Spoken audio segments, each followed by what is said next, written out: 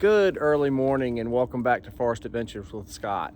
Today I am going to be cooking SOS on the trail.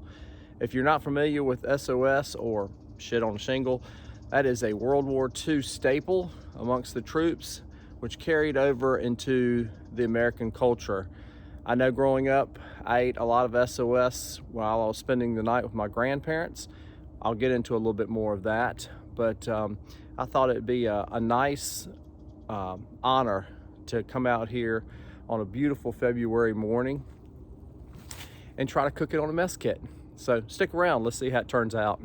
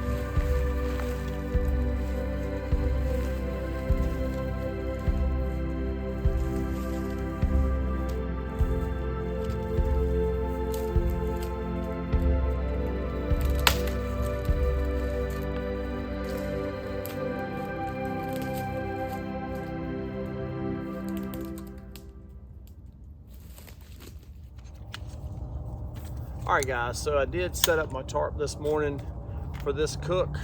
They are calling for a small percentage of rain, but I always like to bring it along if there's any rain in the forecast, especially if I'm cooking. It's been a while since I've done a trail cook, aside from just heating up some noodles or something like that. So this ought to be a lot of fun.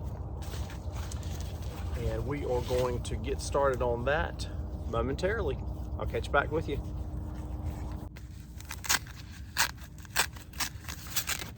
We are going to be cooking on the twig stove this morning, which should be a fun challenge. Voila. Voila. Okay. And then we've got the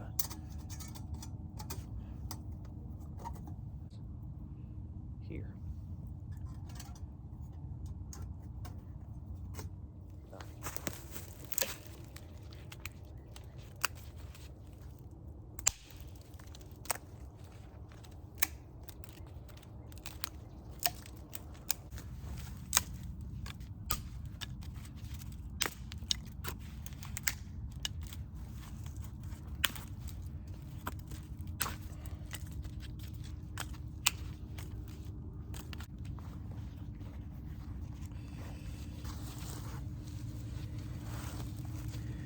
Brought out the Tops Tanimboka Puko for this little adventure today.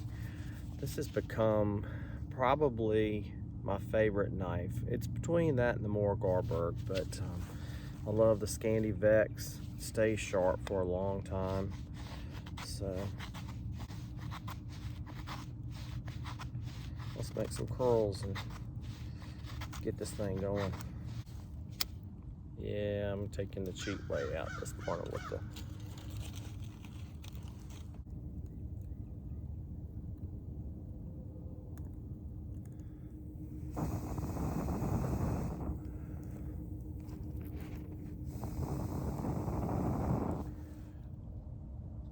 working on my tri-stick this morning. A few notches.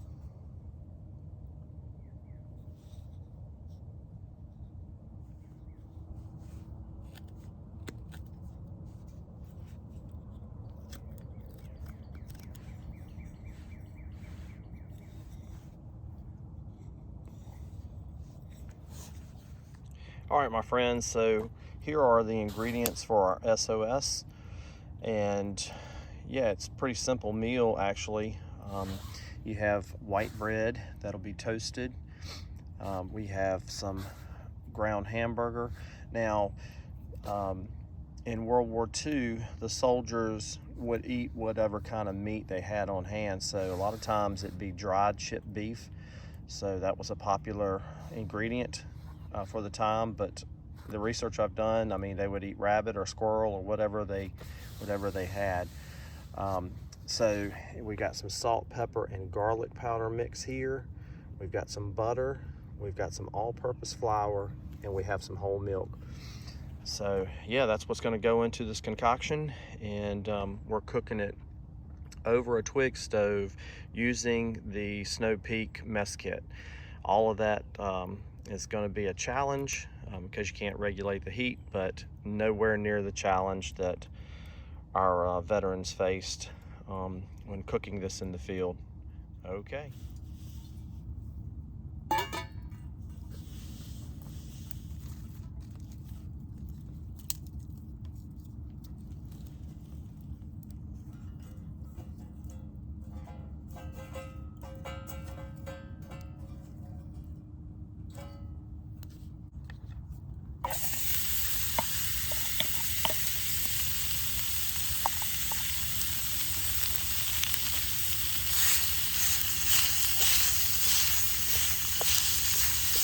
Tried to pick a hamburger that had a good amount of fat in it, but I could only find 80/20, so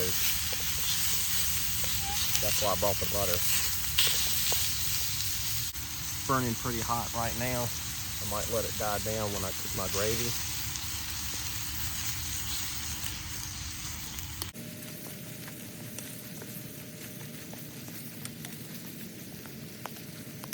This is the first real cook on this Snow Peak. I've boiled water with a few of the pots a few times, but this is the first cook. Coming along nicely.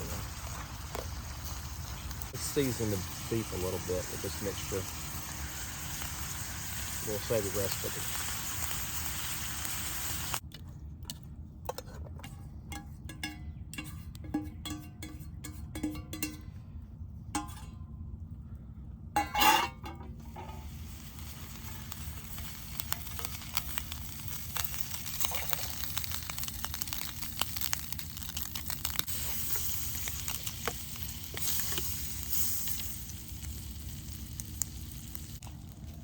All right, time to add a little flour. Get that stirred up.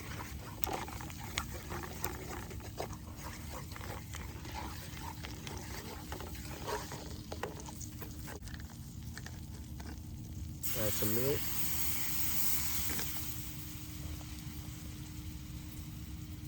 Add some seasoning.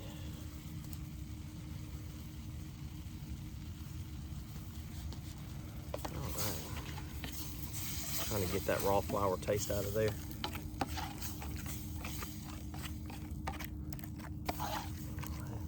And you just add milk as you see fit.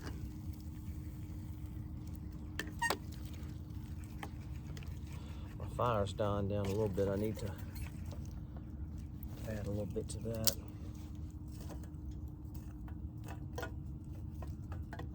Don't want that to go out. That's the challenge out here, is cooking over an open flame, is regulating your heat. More seasoning. I like a lot of pepper in this SOS. And take it off if you need to, if it gets too hot.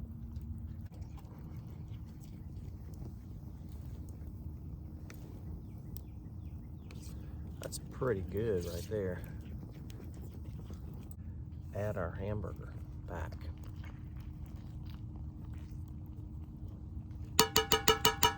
And you could use sausage as well.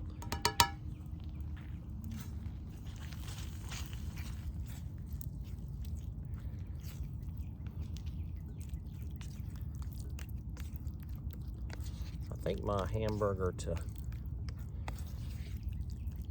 gravy mixture is going to end up being perfect. Yeah, I'm liking the way that looks. And toast us some bread.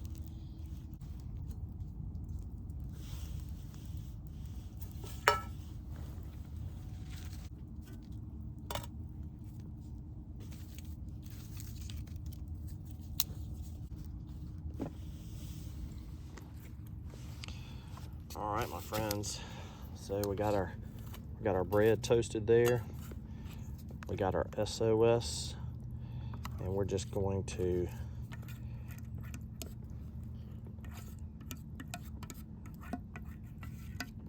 spread it right over our toast. This looks pretty good. All right, my friends, SOS, an homage to the greatest generation. This isn't, let's try it. Let's just try it.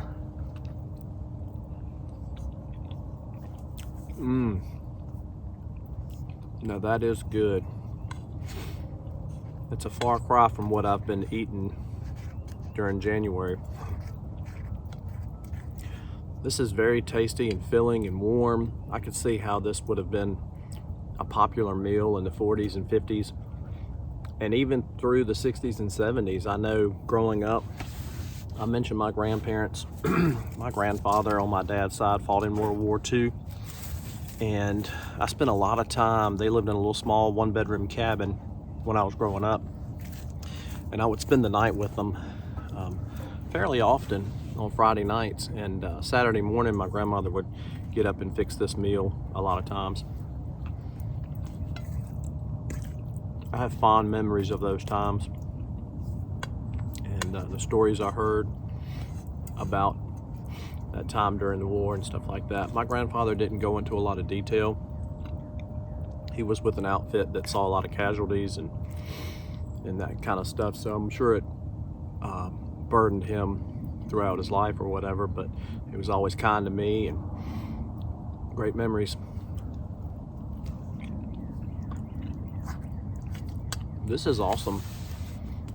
I think, you know, the way my family eats is a lot more healthier than this, but I have to believe that there weren't a lot of options during those times, especially during the Depression and into the 40s, 30s and 40s.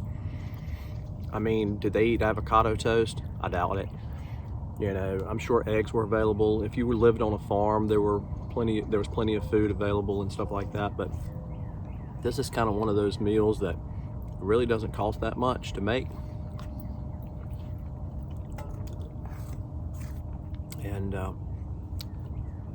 it's very filling. Anyway, I'm gonna sit here and enjoy this. I just wanted to bring you along on a little hike where we did a cook and honored our veterans from that generation. So with that said, I hope everyone has a wonderful rest of your day and week, and I'll see you in the next one. Peace.